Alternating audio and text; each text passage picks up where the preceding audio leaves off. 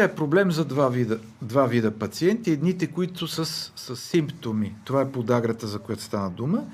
И това, за което сега ще кажа, че когато тя се излъчва в голямо количество в урината, също може да образува камъни, така наречените уратни камъни, да уврежда бъбреците съответно. Тоест, уратна литиаза, казваме ние, образуване на уратни камъни или подагра. Това е едната група хора. Но днес в Европа се приема, че има и втора група хора, на които пикочната киселина е висока, но те нямат нито подагра, нито уратни камъни. Само че тези хора имат повишен сърдечно-съдов риск.